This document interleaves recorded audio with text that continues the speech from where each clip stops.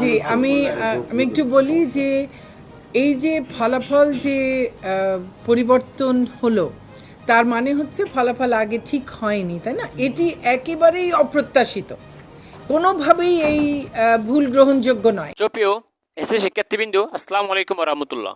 আজকে আমি কথা বলবো বোর্ড চ্যালেঞ্জ করার নিয়ম, খাতা মূল্যায়ন নিয়ে। তোমাদের বোর্ড চ্যালেঞ্জ করতে হলে টোটাল 10টি বিষয় বুঝতে হবে।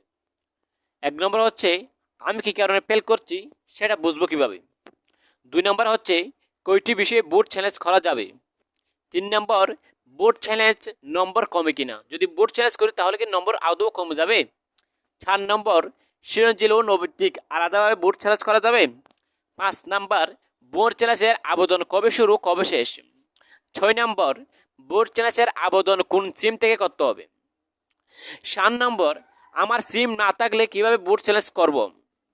8 নাম্বার বোর্ড চ্যালেঞ্জের আবেদন কত টাকা লাগবে ও কিভাবে টাকা কেটে নিবে। 9 নাম্বার বোর্ড চ্যালেঞ্জের আবেদন কিভাবে করতে হবে। 10 নাম্বার বোর্ড চ্যালেঞ্জ খাতা কিভাবে দেখা হয়। বুঝতে পারতেছেন ভিডিওটা খুবই মূল্যবান।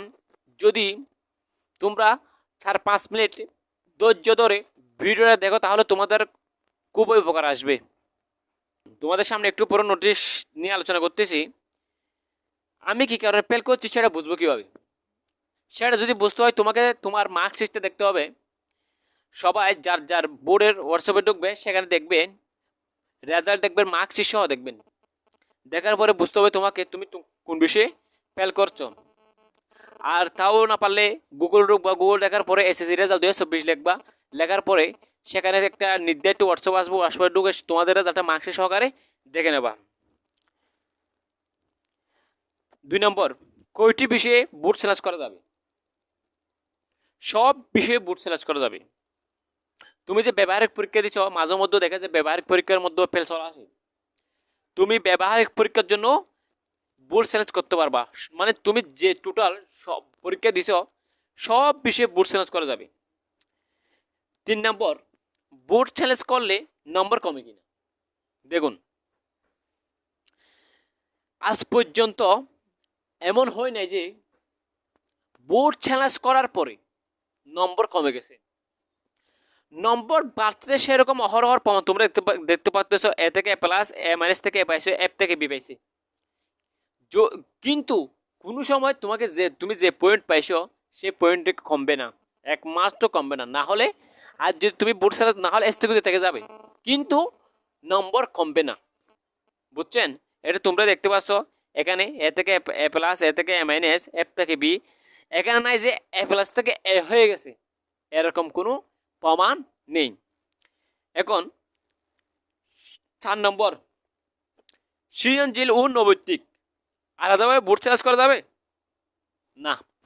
সৃজনশীল ও নৈতিক আলাদাভাবে বোর্ড চ্যালেঞ্জ করা যাবে না। সাপোজ ধরো তুমি বাংলার জন্য বোর্ড চ্যালেঞ্জ করলা, সেখানে বাংলা এমসিকিউ আর রাইটিং দুটোটাই হয়ে যাবে। বুঝছেন? তোমার রাইটিং হয়ে যাবে বোর্ড চ্যালেঞ্জ এবং এমসিকিউ হয়ে যাবে।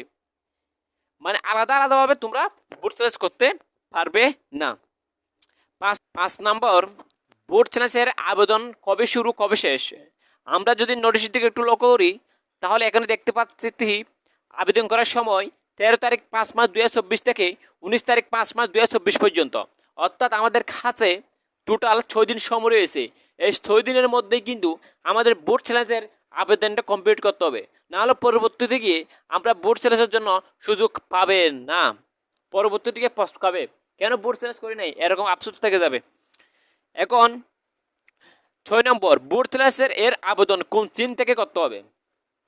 আমরা যদি নোটিশটা একটু লক্ষ্য করি তাহলে নোটিশের মধ্যে স্পষ্টভাবে বলে দিচ্ছেন শুধু টেলিকম সিম থেকেই কিন্তু আবেদনটা করা যাবে, আর কোনো সিম থেকেই আবেদনটা করা যাবে না। এবার 8 নম্বর 7 নম্বর আমার সিম না থাকলে কিভাবে বোর্ড চ্যালেঞ্জ করব। তোমার যদি সিম না থাকে তাহলে তুমি কম্পিউটারের দোকানে গিয়ে, টেলিকম সিম আছে সেরকম কম্পিউটারের দোকানে গিয়ে তুমি আবেদনটা কমপ্লিট করতে পারো। তবে এক্ষেত্রে তোমার সম্পূর্ণ নিয়মটা জানানো দরকার, জরুরি। কম্পিউটারের দোকানে যদি তোমার আবেদনটা করতে গিয়ে ভুল হয় তাহলে তোমার বোর্ড চ্যালেঞ্জের রেজাল্ট আসবে না, পরবর্তীতে গিয়ে তোমাকে পস্কাতে হবে। তাই সম্পূর্ণ নিয়মটা তোমাকে জানতে হবে। 8 নম্বর, বোর্ড চ্যালেঞ্জের আবেদন কত টাকা লাগবে ও কিভাবে টাকা কেটে নিবে। আমরা যদি নোটিশটি একটু লক্ষ্য করি তাহলে এখানে লিখছে প্রতিটি পত্রের জন্য 150 টাকা করে কেটে নেবে। অর্থাৎ তুমি যে বিষয় যে মনে করো 2টা করলে 150 300 টাকা কেটে নেবে, প্রতিটি বিষয়ের জন্য 150 টাকা করে কেটে নেবে।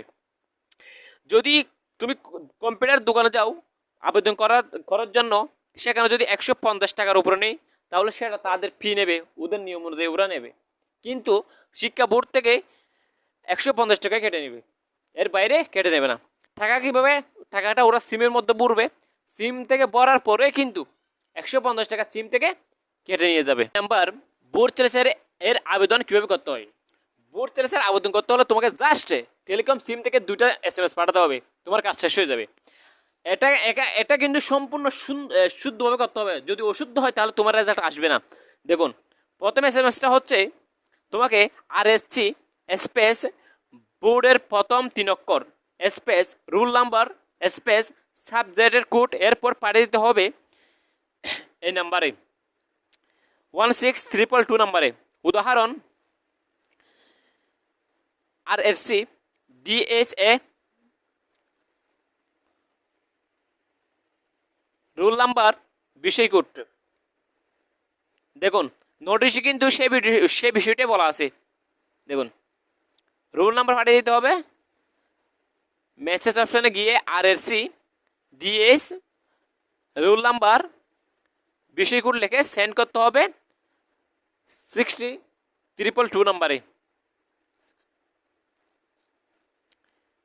তারপরে যদি তুমি অনেকগুলো বিষয়ে আবেদন করতে চাও, উদাহরণস্বরূপ যদি বলতে চাই, উদাহরণ RSC DS রুল নাম্বার, তোমার বিষয় কোডগুলো এখানে কমা দিয়ে লিখে দেবে। লেখা দেওয়ার পরে 60222 নাম্বারে পাঠিয়ে দেবে। তারপরে তোমাকে এটা পাঠানোর পর তোমাকে একটা ইব্যাক থেকে মেসেজ পাঠাবে, এটা একটা পিন নাম্বার পাঠাবে। এতে দেখো 12 34 56 78 9। দেখুন, তারপরে তোমাকে এই মেসেজটি করতে হবে RSC space yes space pin number, তোমাকে যে পিন নাম্বারটা পাঠিয়েছে এই পিন নাম্বারটা এখানে লিখতে হবে, পিন নাম্বার স্পেস, তারপরে যে কোনো একটা মোবাইল নাম্বার, দোকানদার দেবে না, এটা মোবাইল নাম্বারটা তোমারই দেবে। তুমি যদি দোকান থেকে করে থাকো তাহলে তোমার মোবাইল নাম্বারটা দেবে। এরপর পাঠিয়ে দিতে হবে 60222 নাম্বারে। উদাহরণ, RSC ইয়েস রুল নাম্বার, যে তোমার নাম্বারটাই দেবে, তারপরে 60222 নাম্বারে পাঠিয়ে দেওয়া। বুঝছো আমার কথা? যদি তারপরেও না বুঝো বা এটা আমি ক্লিয়ার হয়নি, এটা কমেন্ট বক্সে কমেন্ট করবেন, আমি সেটা ক্লিয়ার করার চেষ্টা করব। বোর্ড চ্যালেঞ্জের খাতা কীভাবে দেখা হয়, দেখুন এই বিষয়টা একটু খুবই জটিল। এটা যদি বলতে যাই তাহলে ভিডিও খুবই লম্বা হয়ে যাবে, যার কারণে আমি এটা এখানে বলবো না, পরবর্তী আরেকটা ভিডিওতে বলবো। সবার জন্য শুভকামনা রইল। আসসালামু আলাইকুম ওয়া রাহমাতুল্লাহ।